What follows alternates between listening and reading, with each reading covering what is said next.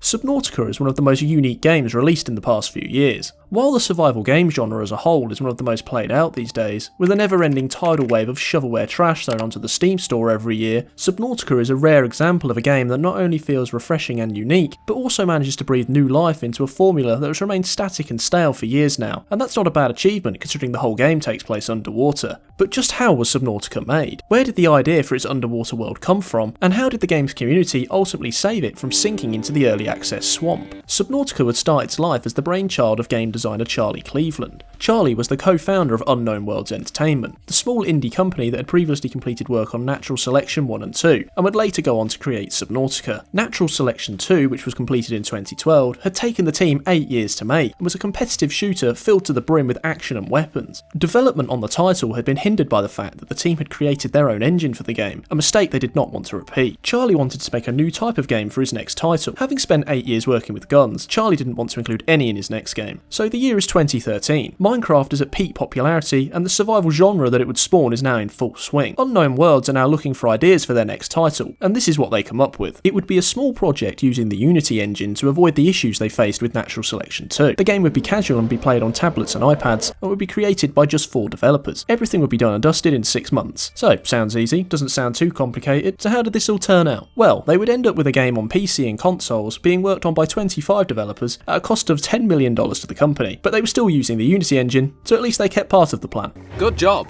Unknown Worlds knew they couldn't compete with AAA developers' size and power in the industry, so they wanted to find an uncontested market with little competition. This is known as a blue ocean strategy, and I promise that's just a matter of convenience and has nothing to do with the fact that Subnautica is based in the ocean. The name comes from the idea of competing in an area unexplored by others, hence being in the middle of the ocean with no one else around, because nobody can compete with you if they don't know where you are until your body washes up in the Bermuda Triangle. So here's the plan. We want a sci-fi themed Minecraft that takes place underwater, that includes diving, a survival sandbox world with procedural generation, custom base and submarine building, and definitely, absolutely, categorically, no guns. So with that vision established, development would finally begin, and the first version of the game, called Descend, would be created. Now this was actually a really cool and interesting demo. Essentially you had a main screen and some music, and that was it. So it turns out Charlie was actually quite a big fan of using music to drive the development of his games. This allowed the developers to get a feeling of the atmosphere they wanted to create with the game. A little later, a second build of the game would become available. This time you could actually play the game, so, that's good. Really pushing the boat out here, aren't we guys? This second version of the game had one biome which contained 5 chests. Once you found and looted them all, you'd win the game. Not that there was an end screen, you could just quit, you'd won. Congratulations, you've reached the end. But this second build of the game let the developers focus on the low level stuff. Swimming, environments, breathing,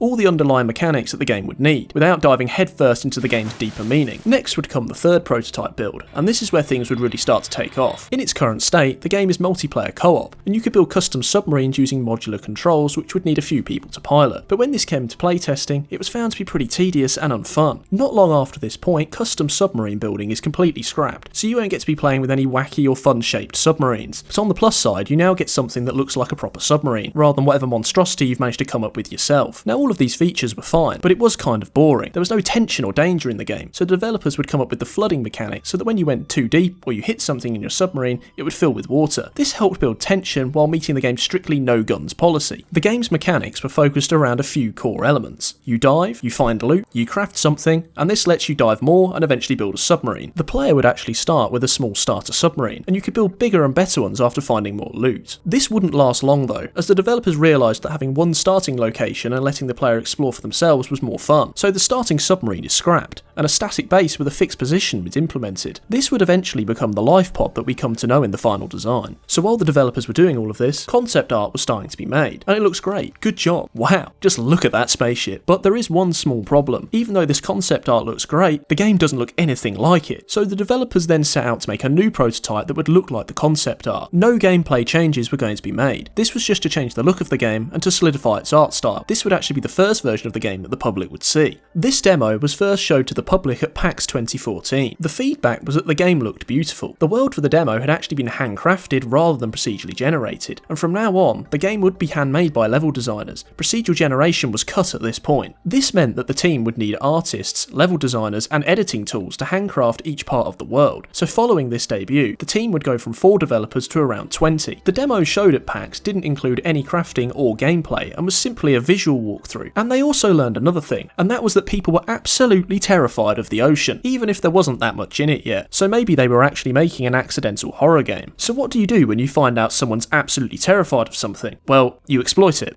Obviously. About half a year later, they'd managed to put together a combination of the visual demo from PAX and their earlier gameplay prototypes. Some biomes, creatures and crafting were all in this version of the game, but there were no submarines. They just hadn't managed to make those work yet. They now knew what would be their minimum viable product, which was the earliest version of the game they could bring to the market. They knew the game would be a single player, handcrafted experience, initially only on PC. Even on the PC, the game ran badly, so consoles were out of the question. Tablets and iPads were also definitely not going to be supported. But just as everything was going so well, and then it got bad. All the extra costs of new developers and expanding features were starting to add up. The company was about to go bankrupt, so they started selling the game as an earliest access title on their own website in order to generate some cash flow. Also, don't confuse this with Steam Early Access, that comes later on. Selling the game for the first time gave the company a good cash injection, and it meant they were safe, for now. By releasing the game to the public, they were able to get feedback on what things were broken, what people liked, and what could be improved. To ensure they got adequate feedback, they actually added feedback systems into the game directly. Pressing F8 or Escape would give the player the option to send a message straight to the developers. This feedback screen would also give the player's location within the world. This helped the developers find the location of any issues. Clusters and patterns started to emerge in these reports, and heat maps were generated where players were running into issues. This allowed the developers to target improvements in problematic areas where the most issues were occurring. Feedback was also coming in on key areas which players thought looked nice, so the developers knew to follow similar patterns elsewhere in the game. One of the key areas that players loved was the crashed spaceship that you came in on, known as the Aurora, and people kept trying to swim towards it. The problem here is that the Aurora was actually intended as a skybox or a background which couldn't be reached, but players kept trying to go over there anyway. To stop people trying to reach the Aurora, they made radiation spew out and hurt and eventually kill you before you could reach it, although this didn't stop players from trying.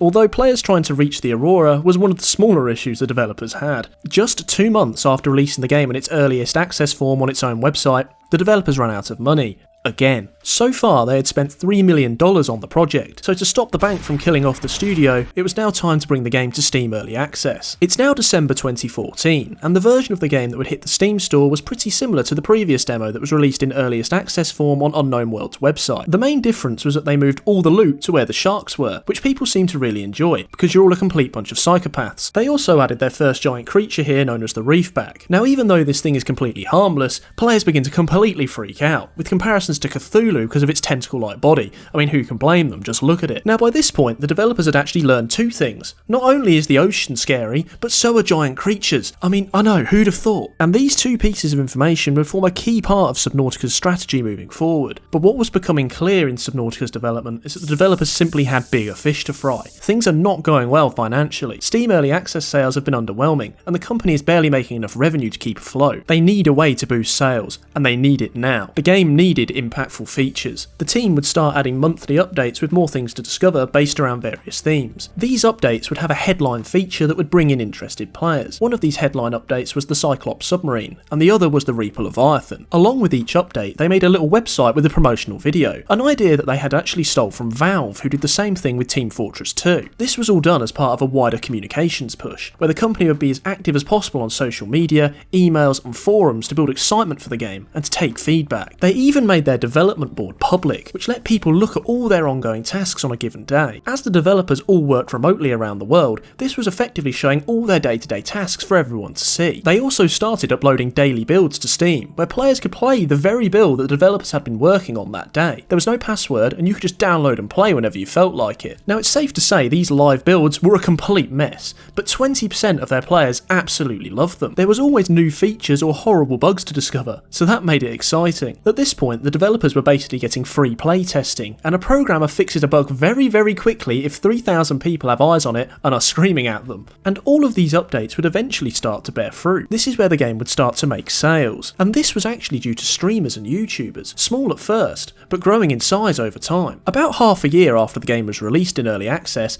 Jacksepticeye would cover the game, every week, for 20 weeks. and then another 20 weeks, and another 20 weeks after that. In total, these videos would gain over 250 million views, and this was just from one YouTuber. People were talking about the game, and some of these would go on to buy it. Streamers were getting a lot of excitement and fun out of the game on stream, which kept their viewers interested and entertained. Secondly, streamers were playtesting the game in front of thousands of people, and the developers could see if they understood or did things the way they wanted them to, or how they would react to certain things within the world. The developers would go on to joke that the Reaper Leviathan is probably responsible for about 50% of the game's sales for this reason. It was just so exciting to see people react to it for the first time. All of this positive coverage from YouTubers and streamers meant the developers went from almost being bankrupt to having practically infinite money overnight. More money was coming in than was going out, and they could now afford to develop the game almost indefinitely. But how do you keep providing monthly updates that players find interesting for such a long period of time? Well, you make a roadmap. Subnautica's developers wanted to add stuff that gelled with what was already in the game. For example, they brought in base building. This meant you had somewhere safe to stay and retreat to. From this came farming, which aided the survival element, and areas to store your vehicles. These were things that players already wanted and understood, so the developers didn't have to explain the value in these new features. It was also around this time that the developers would finally cave in and make the Aurora a 3D model rather than a backdrop. The radiation hadn't kept people away, and people still wanted to explore the area. They also wanted a way to stop the radiation completely that was damaging the ecosystem, so an update was released that allowed you to do just that. Now by this point you might think that we're finished. The game's complete, a job well done, but we'd actually still be missing one of the game's key ingredients: